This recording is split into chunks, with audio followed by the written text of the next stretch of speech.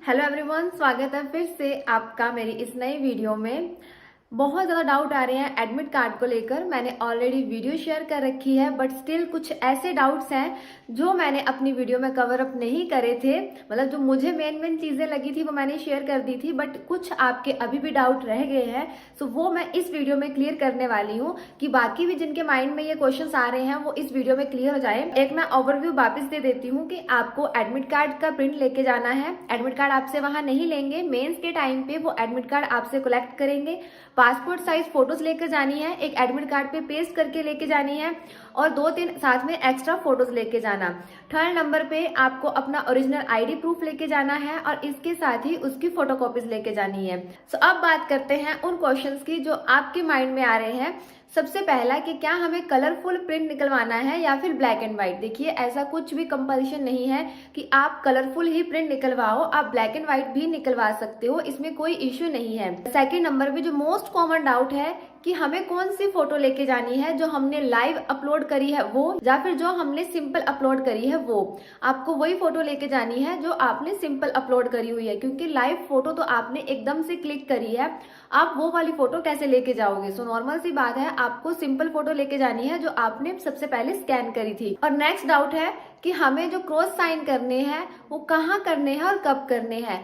आपके admit card के ऊपर फोटो पेस्ट करने के लिए जगह होगी, सो वहां पे आप घर से फोटो पेस्ट करके लेकर जा सकते हो। अगर नहीं घर से पेस्ट करके लेके जानी है तो आप सेंटर में भी फोटो पेस्ट कर सकते हो। और दूसरी बात, उस पे क्रॉस साइन करने होते हैं, आधे फोटो से बाहर आधे फोटो के ऊपर। बट ध्यान रहे, कभी भी साइन चेहरे पे नहीं आने चाहिए, आपके फेस पे साइन नहीं होने चाहिए, इस तरीके से साइन करने हैं।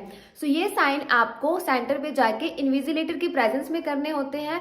घर पे एडमिट कार्ड पे कुछ नहीं लिखना है, ना ही फोटो पे क्रॉस साइन करने हैं, ना ही आपको एडमिट कार्ड पे यहाँ लिखा गया होगा साइन करने के लिए, ना ही वहां साइन करने हैं। और इसके अलावा जो आपको एक लाइन जितना स्पेस दिया गया होगा हैंड रिटन सैंपल के लिए, वहां पे भी आपने अपनी मर्जी से कुछ नहीं लिखना है। वो आपके पीसी पे लाइन शो होती है, वहां पे आपने वही लिखनी है। नेक्स्ट डाउट होता है कि स्टैम्प पैड, ग्लू और पेन, क्या हमें ये सब लेकर जाने हैं। स्टैम्प पैड और ग्लू की जरूरत नहीं है, वो सेंटर में अवेलेबल होते हैं। बट पेन आप लेकर जाना। एसएससी के एग्जाम में पेन दिए जाते हैं, बट यहाँ पे पेन नहीं दिया जाता है। सो कम से कम 2 पेन जरूर साथ में लेकर जाना और उनको अच्छे से चेक भी कर लेना कि वो अच्छे से चल रहे हैं या फिर नहीं। नेक्स्ट डाउट होता है कि हमें रफ शीट्स मिलेंगी कैलकुलेशन के लिए या फिर नहीं। देखिए, आपको रफ शीट्स मिलेंगी, बट वो रफ शीट्स आपके एग्जाम्स के बाद कलेक्ट कर ली जाती है। वो रफ शीट आपको साथ लेकर जाने के लिए नहीं दी जाती है। सो ध्यान रहे कि किसी ने भी रफ शीट्स लेकर नहीं जानी है। और इसके साथ ही रफ शीट्स ऐसा नहीं है कि आपको लिमिटेड मिलेगी, सिर्फ 2 शीट्स मिलेंगी तो आपको उसी में ही सारा एग्जाम अपना कंप्लीट करना है, वहीं पे कैलकुलेशन करनी है। आप जितनी चाहो उतनी शीट्स ले सकते हो। स्टार्टिंग में आपको 2 या 3 शीट्स देंगे, उसके बाद जैसे जैसे लगे कि हाँ सिर्फ आधा पेज बचा हुआ है, शीट खत्म होने वाली है, आप उसी टाइम बोल सकते हो कि आपको नेक्स्ट शीट चाहिए। तो इस तरीके से यही कुछ कॉमन से डाउट थे जो आप सभी पूछ रहे थे। और मोस्ट इंपॉर्टेंट, घर पे कुछ भी साइन वगैरह मत करके लेके जाना, सेंटर पे आपको बता दिया जाएगा। एक और चीज कि सावन का महीना है, अवॉइड करना इस टाइम पे किसी ने मेहंदी ना लगाई हो, क्योंकि वहां पे फिंगरप्रिंट में दिक्कत आती है। अगर ऐसा कोई इश्यू आ गया और वहां पे आपका थंब नहीं लगा तो फिर जब तक आपकी मेहंदी साफ नहीं होगी तब तक आपको थंब इम्प्रेशन लगाने के लिए नहीं मिलेगा, क्योंकि वो स्कैन ही नहीं कर पाएगा। तो इस चीज का ध्यान रखना। मोस्टली तो सभी स्टूडेंट्स हैं, किसी के पास इतना टाइम नहीं होता है, कोई भी मेहंदी वगैरह नहीं लगाता है। बट ऐसा होता है कि कोई फंक्शन हो या फिर किसी रीजन से आपने मेहंदी लगाई हुई हो, तो ध्यान रखना कि एटलीस्ट आपकी जो फिंगर टिप्स है, थंब है, वहां पे मेहंदी ना लगी हो, ताकि आपके थंब इंप्रेशन में आसानी रहे। और नेक्स्ट डाउट है कि क्या हम एग्जाम सेंटर में फोन लेकर साथ में जा सकते हैं। जी हाँ, आप फोन लेकर जा सकते हो जब तक आप एग्जाम सेंटर के अंदर एंटर नहीं करते हो। जब तक आप बाहर वाले एरिया में हो फोन वगैरह यूज कर सकते हो, ऐसा कोई इश्यू नहीं है। आप अपना बैग साथ में लेकर जाना, हो सके तो वाटर बॉटल साथ में लेकर जाना। आप इतना सामान कहाँ कैरी करोगे, बैग तो सब लेकर जाएंगे ही, तो आपके बैग अंदर लेकर जाना अलाउड नहीं होता है। बाहर एक रूम होता है, वहां पे आपके बैग्स वगैरह रखवा लिए जाते हैं। सभी बच्चे फोन लेके आए होते हैं, तो आप भी वहां पे अपना फोन लेकर जा सकते हो। बट ध्यान रहे कि आपके पास बैग हो, ऐसा ना हो कि सिर्फ फोन लेकर गए हो तो आपको फिर किसी के बैग में फोन रखना पड़े। तो या तो फिर ऐसे पर्सन के बैग में फोन रखना जो आपके साथ ही आया हो या फिर आप उसको अच्छे से जानते हो। ऐसा नहीं है कि किसी भी अनजान से आप वहां मिल रहे हो तो उसके बैग में आप फोन रख रहे हो ये बोल के कि एग्जाम्स के बाद मैं वापिस आके ले लूंगा। हो सकता है कि वो जल्दी निकल जाए, उनका रूम स्टार्टिंग में हो, वो जल्दी एग्जिट ले ले और वहां से एग्जिट ले ले और वहां से निकल जाए और बैग ले जाए और उसके दिमाग में भी ना रहे कि आपका फोन उसके बैग में है। सो ऐसी गलती मत करना, बैग ले जाना, बैग का कोई इश्यू नहीं है, आपको वहां रखने के लिए स्पेस दिया जाएगा और उस बैग में आप फोन रख सकते हो, जो भी अननेसेसरी चीजें हैं आप वहां पे रख सकते हो और जो मेनली इंपॉर्टेंट चीजें हैं वो साथ लेकर जा सकते हो। अगर हाँ, जिनके फ्रेंड्स या फिर फैमिली मेंबर साथ में आए हुए हैं वो तो चलो उनके पास दे सकते हैं, बट ध्यान है किसी अननोन पर्सन के हाथ में फोन वगैरह मत पकड़ा देना, ये बोल के। कुछ गर्ल्स छोटे पर्स वगैरह लेके जाती हैं वॉलेट टाइप के, तो वो भी मत लेकर जाना, क्योंकि फिर आप कहाँ रखोगे, मेन चीज ये होती है। उस वॉलेट में फोन रखोगे या और अदर चीजें रखोगे, बड़ा बैग होगा थोड़ा किट टाइप का, तो ऐसा होगा कि आपको इजी रहेगा। और इसके साथ ही या तो कई बार ऐसा होता है कि आपके फ्रेंड्स भी सेम एग्जाम देने जा रहे हैं सेम सेंटर पे, तो वहां पे भी इजी है कि कोई एक बंदा अगर बैग लेके गया है तो आप उसके बैग में रख सकते हो। तो ऐसी कोई टेंशन नहीं है कि आप फोन वगैरह लेके जा सकते हो, नहीं लेके जा सकते हो।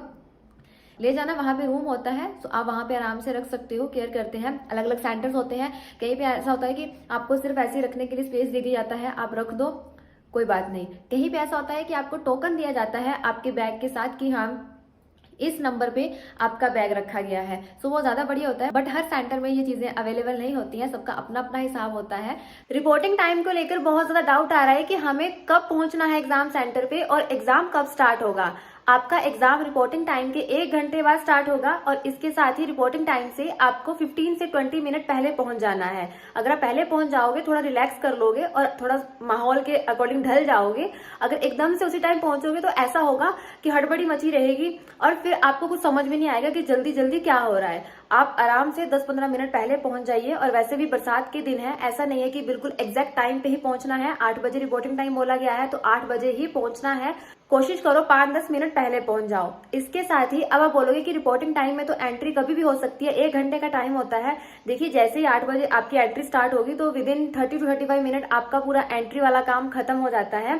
तो उसके बाद बाकी जो आगे का प्रोसीजर होता है, जो आपको इंस्ट्रक्शन दी जाती है, वो सारी चीजें भी तो करनी है ना। तो वहां पे आपको बताया जाएगा कि इस तरीके से आप साइन कीजिए, यहाँ पे ये करना है, ऐसे करना है। तो वो सारी इंस्ट्रक्शन भी सुननी है, हर एक चीज भी देखनी है। अब ऐसा नहीं है कि बिल्कुल एग्जैक्ट टाइम पे ही आप एंट्री करो और एग्जाम स्टार्ट होने में 10 मिनट बचे हों और तब आप एंट्री ले रहे हो, तो ऐसी गलती नहीं करनी है। आप थोड़ा जल्दी आ जाओ ताकि आप थोड़ा रिलैक्स भी कर सको और ज्यादा परेशानी भी ना आपको हो। और बरसात के दिन है तो मौसम के भरोसे कम ही बैठना। सो कोशिश करो, जिनका सेंटर बहुत ज्यादा दूर है तो आप एक दिन पहले ही आ जाना ताकि आप आराम से एग्जाम दे सको। जिस दिन आपका एग्जाम हो उस दिन आपको बिल्कुल रिलैक्स होना है, बिल्कुल माइंड से फ्री हो जाना है कि हाँ फ्री होकर एग्जाम दे रहे हो। बहुत ज्यादा चीजें होच पोच रहेंगी तो आपके एग्जाम पे इम्पैक्ट पड़ेगा और कुछ नहीं होगा। जिस चीज के लिए आपने इतनी मेहनत करी हुई है वही अगर अच्छे से नहीं हो पा रहा है वहां पे, तो फिर क्या ही फायदा है। सो इस चीज का ध्यान रखना। सो मोस्टली सारे डाउट्स कंप्लीट हो गए हैं। अब बात करते हैं कि सभी बहुत ज्यादा पैनिक हो रहे हैं, रीजन कि टाइमर आ गया है। सेक्शनली टाइमिंग होने की वजह से सबकी क्या है, अटेम्प्टेशन बहुत कम हो रही है। पहले क्या होता था कि रीजनिंग सबका स्कोरिंग सब्जेक्ट होता है, मोस्ट ऑफ द स्टूडेंट्स का रीजनिंग स्कोरिंग सब्जेक्ट होता है, तो वो लोग क्या थे, रीजनिंग अटेम्प्ट कर लेते थे, कोशिश करते थे 30 to 35 क्वेश्चन अटेम्प्ट कर लेंगे और बचे हुए टाइम में क्वांट अटेम्प्ट कर लेंगे। बट अब लिमिटेड टाइम दिया गया है रीजनिंग के लिए और क्वांट के लिए। अब जिनका तो क्वांट वीक है उन्होंने तो रीजनिंग ही अब तक प्रिपेयर करी थी, ये सोचा था कि 35 या फिर 40 क्वेश्चन रीजनिंग में अटेम्प्ट कर लेंगे और बाकी बचे हुए क्वेश्चन क्वांट में अटेम्प्ट कर लेंगे और इससे हमारा इजीली सिलेक्शन हो जाएगा। बट अब क्या है, बहुत कम टाइम दिया गया है रीजनिंग के लिए, मतलब सेक्शनल टाइमिंग में तो ये टाइम कम ही लगता है। देखिए, पैनिक होने की जरूरत नहीं है, आप सिर्फ अकेले नहीं हो जिनके लिए टाइमिंग आया है, सभी इसी ही लाइन में है। सबको अब टाइमिंग के साथ ही अटेम्प्ट करना पड़ेगा, चाहे कोई भी हो। सो पैनिक नहीं होना है, आपको अपनी प्रिपरेशन पे यकीन रखना होगा कि आपने जो पढ़ा है वो अच्छे से प्रिपेयर करा हुआ है। ऐसा तो नहीं था कि 45 मिनट में आप 35 मिनट तक सिर्फ और सिर्फ रीजनिंग करते थे और लास्ट 10 मिनट में आप क्वांट करते थे। इतना भी टाइम नहीं होता है कि आप 10 मिनट में क्वांट अटेम्प्ट कर लो। अगर आपको क्वांट के 15 से 20 क्वेश्चन पे अटेम्प्ट करने हैं तो उसके लिए भी आपको टाइम चाहिए। सो ऐसा नहीं है कि टाइमर के साथ आपकी स्पीड कम हो रही है, अटेम्प्टेशन कम हो रही है, थोड़ा बहुत फर्क पड़ रहा है, कहीं ना कहीं तो फर्क पड़ेगा ही। बट वो सिर्फ आप अकेले नहीं हो जिनके साथ ऐसा हो रहा है, सभी स्टूडेंट्स के साथ हो रहा है। सो अभी आप आराम से मॉक टेस्ट अटेम्प्ट कीजिए, एनालिसिस करिए, जो पजल्स आप सोल्व कर रहे हो। ध्यान रहे कि अब आपको बार बार वो पजल पे वापस नहीं आना है क्योंकि टाइम आपके पास कम है। बार बार एक ही बात बोलती हूँ कि जो आप क्वेश्चन को पढ़ रहे हो, स्पेशली पजल, इस तरीके से पढ़ो कि आपको वापस स्क्रीन पे ना देखना पड़े। स्क्रीन पे देखोगे, नीचे पेज पे नोट डाउन करोगे, स्क्रीन पे देखोगे, नोट डाउन करोगे, बहुत टाइम वेस्ट होता है। एक एक बार सिंगल सिंगल लाइन को अच्छे से पढ़ो, नोट डाउन करो और उस पजल को सॉल्व करने की कोशिश करो। सो उम्मीद है आपके सारे डाउट क्लियर हो गए होंगे। और मोस्ट इंपॉर्टेंट कि देखिए, ये स्ट्रगलिंग फेज है, इसमें डरना नहीं है। किसी का स्ट्रगल जल्दी खत्म हो जाता है तो किसी को वक्त लगता है। मैं भी ऐसी हूँ, ऐसा नहीं है कि मैंने फर्स्ट अटेम्प्टेशन में एग्जाम क्लियर कर लिया था। मुझे भी काफी ज्यादा टाइम लगा, मैंने बहुत सारे एग्जाम्स दिए हैं। तो इसका मतलब ये नहीं था कि इतने एग्जाम्स देने के बाद मेरा एग्जाम क्लियर नहीं हो रहा था तो मैं डर के घबरा के बैठ जाती, एग्जाम अटेम्प्ट करना छोड़ देती, प्रिपरेशन छोड़ देती। ऐसा बिल्कुल नहीं है। जब आपने सोच रखा है कि आपको इसका एंड पॉइंट देखना है तो बस फिर आप उसी को देखो। अभी आप कितना स्ट्रगल कर रहे हो, कितने फेजेस आ रहे हैं, वो आपको क्रॉस करने ही पड़ेंगे। ये सबकी लाइफ में आते हैं। फर्क ये है कि किसी ने जल्दी क्लियर कर लिया होता है एग्जाम और किसी ने बहुत ज्यादा टाइम लगाया होता है। जिसने जल्दी क्लियर किया होता है, आप उनकी वीडियोस देख के पैनिक मत हुआ करो। सबका अपना अपना हिसाब है, अपने अपने हिसाब से वो पॉइंट्स को जल्दी पकड़ लेते हैं। उनकी कैलकुलेशन वगैरह फास्ट होती है। इंग्लिश या फिर जो भी सब्जेक्ट चूज करते हैं उनमें पहले से ही उनके बेसिक्स अच्छे से क्लियर हुए होते हैं। तो सबका अपना अपना वे है। आप खुद को किसी से कंपेयर नहीं कर सकते हो। आप सब अपने अपने तरीके से स्पेशल हो। ऐसा नहीं है कि आप किसी से कम हो। कुछ ना कुछ आप में भी खासियत होगी, जो आप में है वो सामने वाले पर्सन में नहीं होगी। सो कभी भी खुद को किसी से कंपेयर नहीं करना है। स्ट्रगल है, स्ट्रगल जितना स्ट्रगल करोगे, जब लास्ट में आपको रिजल्ट मिलेगा वो फेज बहुत अच्छा होगा और आपको सच में सुकून मिलेगा ये देख के कि फाइनली हम कहीं ना कहीं पहुंच गए जहां हम चाहते थे। सो डरना नहीं है, पैनिक नहीं होना है। किसी को लगता है कि as a sister, as a friend मुझसे बात करनी है तो आप अपने किसी भी तरीके के डाउट को कमेंट में लिख सकते हो।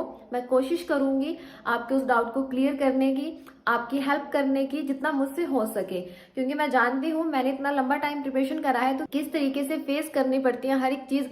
बाकी सब चीजें तो बाद में, पहले खुद को ही फेस करना बहुत मुश्किल हो जाता है जिस टाइम बार बार फेलियर देखना पड़ता है। सो घबराना नहीं है। इस मोमेंट पे आगे अगर आप ये चीजें सोचोगे तो आप फिर एग्जाम में क्या अटेम्प्ट करोगे। कहीं एग्जाम में जाते ही आपकी वाली शिफ्ट टफ हो गई, जो स्टार्टिंग में सेक्शन आ गया वो टफ आ गया, तो आप कैसे एग्जाम को आगे सोल्व करोगे। इन सब चीजों को नहीं सोचना है। अब जब आपने एक बार ये फील्ड चूज कर ली है, प्रिपरेशन करनी है, कंपटीशन में आ गए हो, तो अभी आप पढ़ो, कोई दिक्कत नहीं है। मेहनत करते रहो, आपको सक्सेस मिलके ही रहेगी। फिर भी किसी का कोई डाउट हो, कोई परेशानी है तो प्लीज आप कमेंट करें, मैं आपके कमेंट का रिप्लाई दे दूंगी। लास्ट मोमेंट पे आके ऐसी चीजें मत सोचो ताकि इसका इम्पैक्ट आपकी प्रिपरेशन पे पड़े। भी पॉजिटिव, अच्छे से पढ़ो। दिन में 2 ही मॉक टेस्ट दो, ऐसा नहीं है 4-4 5-5 मॉक टेस्ट पागलों की तरह लगाते रहो, इसकी जरूरत नहीं है।